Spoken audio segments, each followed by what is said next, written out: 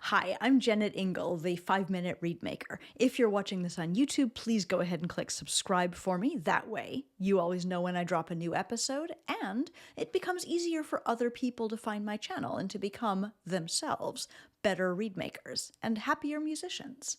Thank you.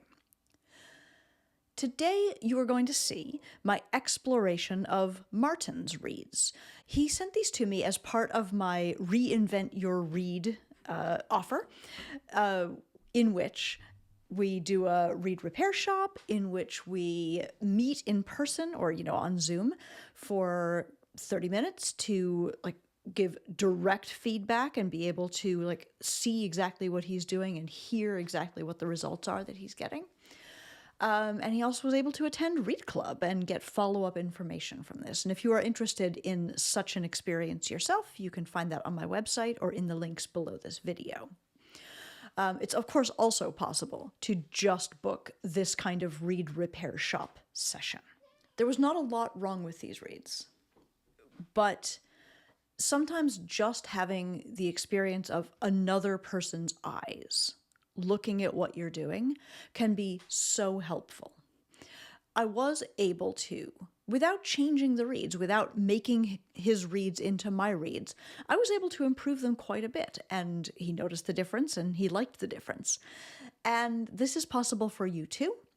I hope that as you watch this video, you'll get some insights on your own reads. Especially just notice the thing that I'm doing with the pencil, where I bring it in and I just trace what I see. It's a simple technique that makes it so much easier, actually, to see your own flaws in symmetry or flaws in blend. This is something that, of course, you can do by yourself at your own read desk and see if you find it helpful. These are so fun. I'm really enjoying looking at your reads. Thank you for sending them to me. I like them a ton, and of course I know you to be a terrific and refined and beautiful player, so I'm not going to be naming dramatic problems with these reads, and I imagine you didn't expect me to. But there's a couple of really interesting things that I'm noticing, and then I want to work a little bit on especially this one, and maybe one of the others. We'll see what comes of this. One of the first things that I notice is, even though these are not on the same tubes, there are things that are inconsistent about them, the result that you're getting is actually extremely consistent across all of these reads. So I noticed that this one is on one of the Chirugi corkless tubes, and it's a Chirugi 2. This guy is on a Chirugi 2 Plus, so just a slightly different bore dimension and cork. This one seems to be on a Glowtown 47, and this one is an unmarked staple. So 3, maybe 4 totally different staples, and yet all of your reads feel really similar. It's exciting that you have this much consistency across them. I notice that your wind is left-handed, totally fine, and therefore you are appropriately overlapping so that we see the lower blade, the away blade, on the right-hand side, and that is also perfectly consistent across these reads. I notice that compared to mine, and this doesn't matter, I'm just making observations, your rooftops are much more straight across, they're much shorter.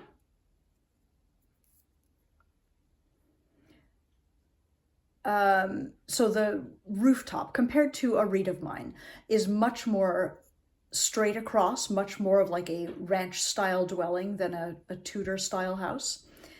And I also notice when I backlight this, which I'm not going to show you on the video because it's hard to show a backlight, that you have less substance in the center of the tip than I do. I say all of this not to judge in any way, just to observe, because one of the functions that I notice in these reads, they all crow a C, They're, you know, subtly different lengths from just under 70 to just over 70. And this one is longer. My hypothesis is that this one is a little less finished. This number 8 guy is a little less finished than the others.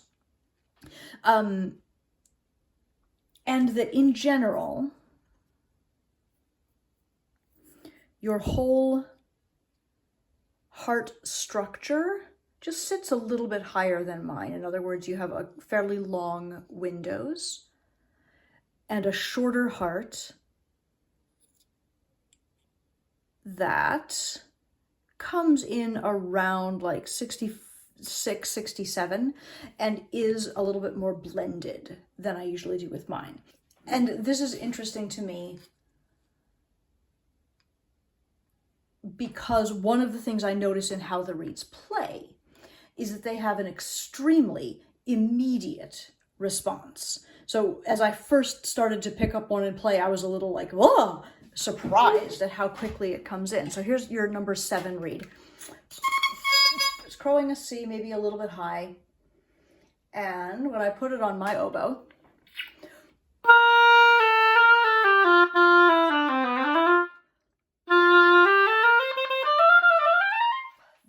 it plays in tune. It has a really consistent tone all the way up and down the oboe.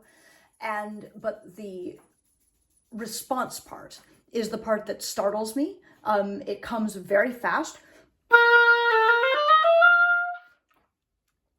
And that, I think, is directly a result of the fact that your rooftop is pretty straight across and that your tip is pretty thin. So as I throw a plaque in there,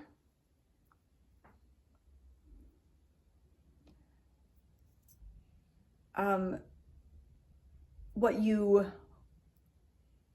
aren't seeing, it's interesting actually, now that I'm looking at this more carefully and looking at it in the magnified camera, what I'm seeing is that on this side, you've got like a real thin spot here.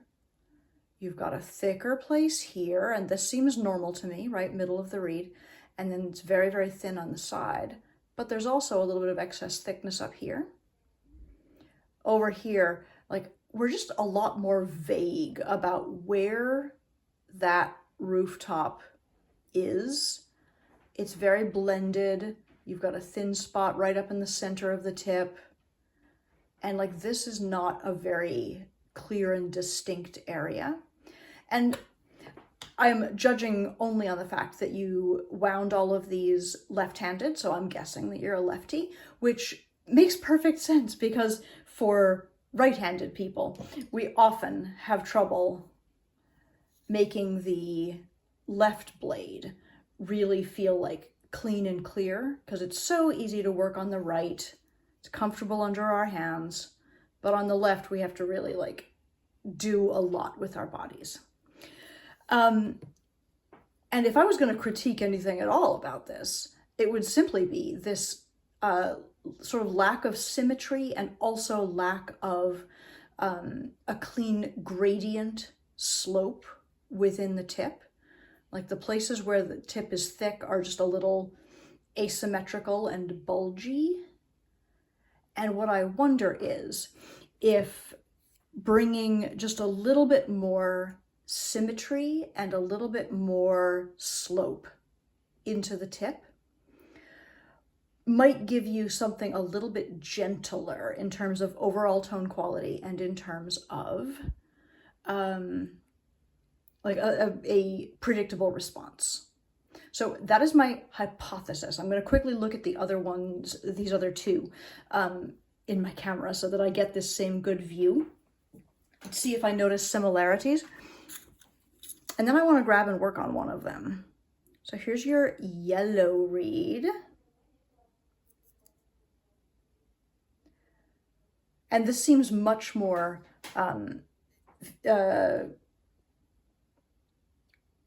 sort of one more level of refinement over your orange reed number 7. Because I can much more clearly see that rooftop on both sides. And I can see a little bit of the slope that I'm looking for from center out toward the side. Although I do observe, now that we're in here, there's a little bit of extra something right there, right? Clean, clean, clean, clean, clean, messy. And the same over here. It looks pretty good on the left. Clean, clean, clean, clean, clean, messy. So like just a little tiny bit more attention to the symmetry of that region might really pay dividends. Let me quickly play this one at you. Nice sea crow. Yep.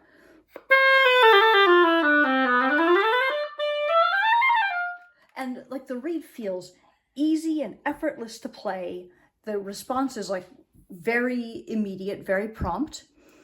And if anything, the thing that I hear it lacking is just a little bit of depth in the overall sound. And again, my hypothesis is that if we can pet the kitty a little bit more, give you a little bit more of that slope outward from the center to the sides, then we're going to have a little bit more of that quality that we want. This third guy, as I played him just initially, was one of my favorites. I really liked the way it felt. And indeed, like to me, the rooftop here looks the most symmetrical. I see the most clarity right at the gutter of the rooftop on both sides. And I do notice that the thickest place within the tip of this reed is right in the center, which is what we want. And similarly here. So like all of this actually kind of cements my hypothesis that symmetry and slope within the tip are going to give you, are going to make a difference for you in these reeds. So I'm going to go back to reed number 7 and just do the tiniest bit of work right at sort of the gutter of the rooftop on both sides and clarify both the transition between heart and tip and the slope within the tip, and see if we can get a different result that hopefully you will like better. All right, so I'm sliding in here just with my knife at the angle of the rooftop, looking for my light.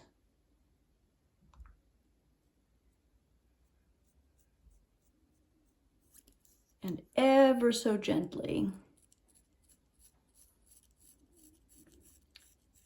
focusing on the far right, focusing on the rightmost 2 or 3 grains of cane here. And I'm going to hop to the other side and do the same. Now, you know that I critiqued sort of the bulginess in the center of the tip that was a little off center, but I'm not touching that. All I'm really doing is making sure that the absolute outsides are the absolute thinnest part, and trusting that as I do that, it's going to recenter the center. So just that. And then here also, like, I think your heart's a little bit light on this reed, but the bigger issue is that there's very little distinction between tip and heart on this side. And it's funny, right? The heart being too thin or too small is sometimes a fatal flaw, but if we're trying to overcome it, the answer is weirdly to scrape more everywhere that is not heart, to see if we can make that heart think it's thicker. So I'm not touching the heart. I'm just focusing at the sides of the tip and at the transition and looking for, okay, so for me, this crow has, it was already a sea crow, but this crow feels a little bit more pure. It feels a little bit more, it feels like it has a little more depth and a little less edge. So let me see what I did if I put it on the oboe.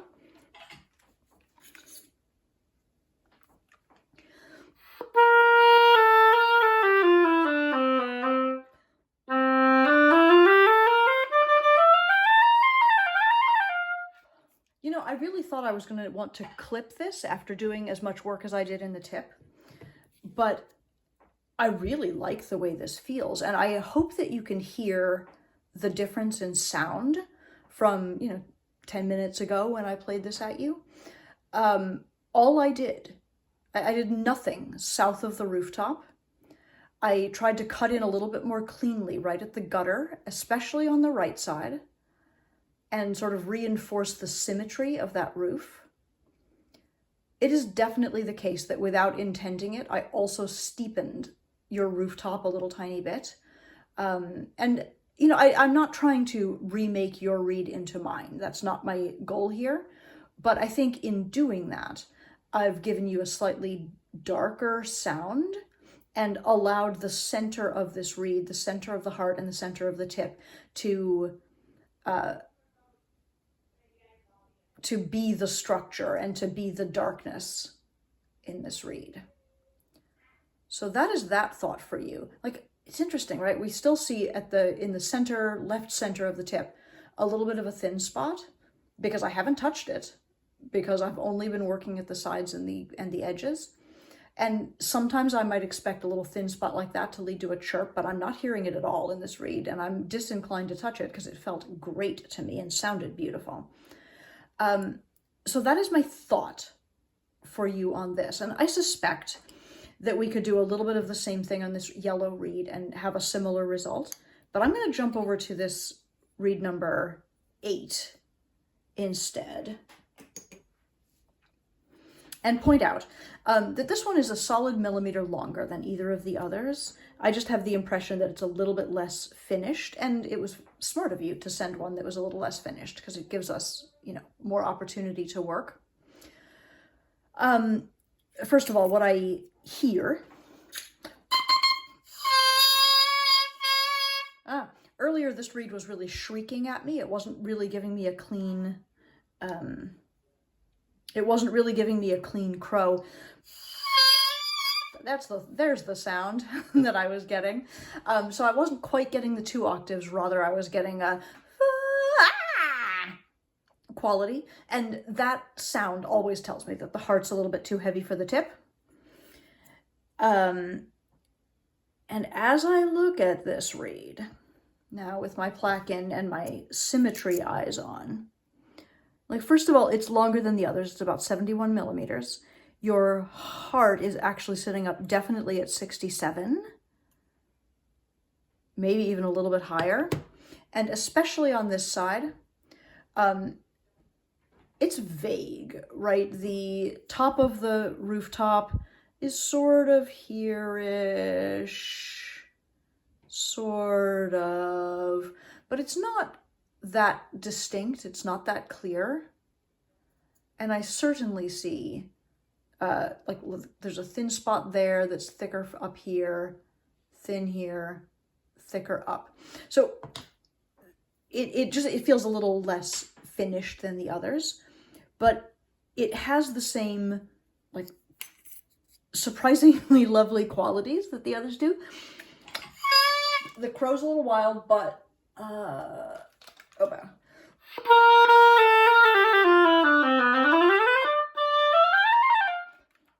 Like, it responds very immediately. It has a coherent oboe sound. And if anything, it feels just a little bit shallow to me. And because I know you to be a player with a beautiful sound that is, like, rich and dark, I don't think you probably like this one very much. So my hypothesis again is that I want to do the same thing. I want to really clarify where that rooftop is, make sure that the sides and corners of the tip are the thinnest part, And I might want to work in the windows here, but we'll just see. It could be that this work up at the top of the reed is all we need. I'm resetting that gutter, and then I'm just petting the kitty at the very side.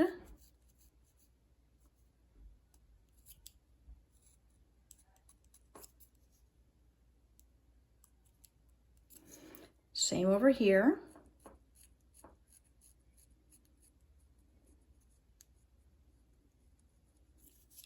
And like the quantity of cane that I'm actually getting off of this tip is dramatic. I'm not, going in trying to specifically tackle the thick places and thin places that I pointed out. I'm just going in and setting the goal that the right 3 grains and the right-hand corner are going to be the thinnest parts of this tip. And then similarly on the left side for symmetry. And even just doing that, we've got more clarity around where the gutter is. We've got more clarity around where the rooftop is. I haven't touched anything in the center of the reed, and I haven't gone in looking to handle any lumps that I saw. They're just taking care of themselves because my end goal is slope. Over on this blade, like you can see before I start, that we're a little thicker at the tip than lower down, that we've got these thin spots, that the rooftop is not totally clear. And I don't know why I took the plaque out to do that.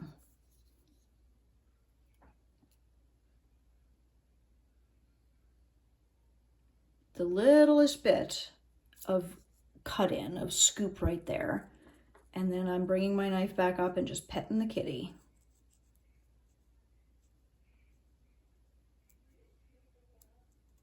And will you look at all of that? Other side.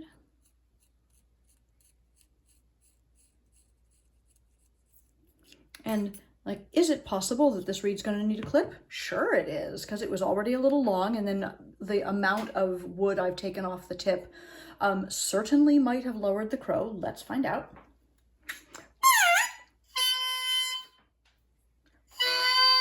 The crow is still sitting up, but it is much more purified than it was before. It's giving me a really clear octave instead of that like semi-shriek. And it's a little low, so I can probably clip. First of all,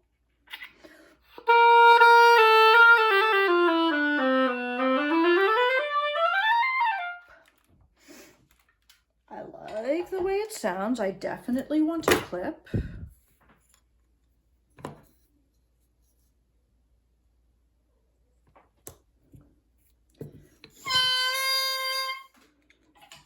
More like a C.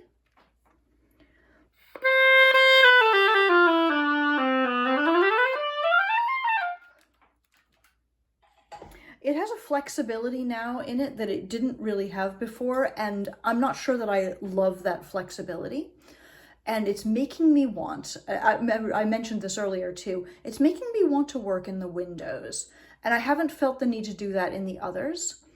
But my perception is just that your heart is a little bit light for as thin as I have just made this tip. And my 2 choices are to clip again, which I could certainly do, or to see if I can raise the crow and, thus adjust the resistance of this reed by working behind the heart a little bit. And I'm inclined to do that because it's already crowing high. I don't want to clip again. So let's just see what happens if I do that. I'm going to stay in your window, leave the spine that you left, but just go up to behind the heart.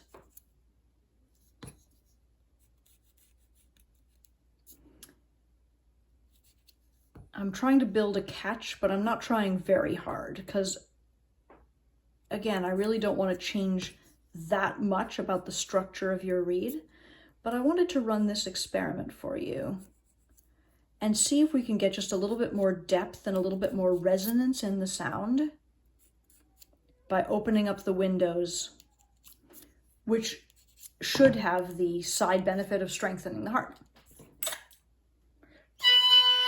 Now I'm going to clip again. Sometimes working in the windows will raise the crow, but this time it lowered it, and I'm glad because I wanted to clip.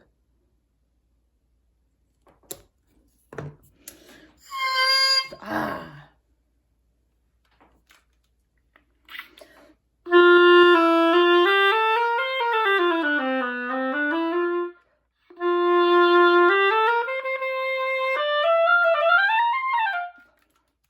So for me, this reed has a greater depth of sound now, which I found in the windows right below the heart.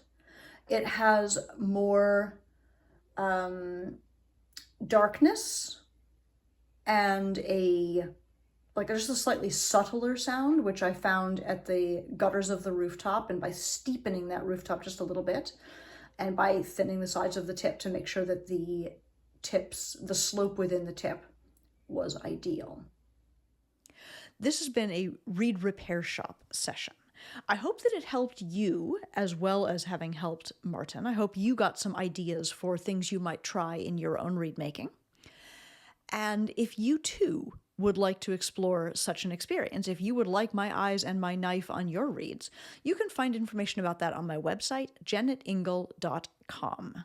Thank you so much for watching, and have a great day.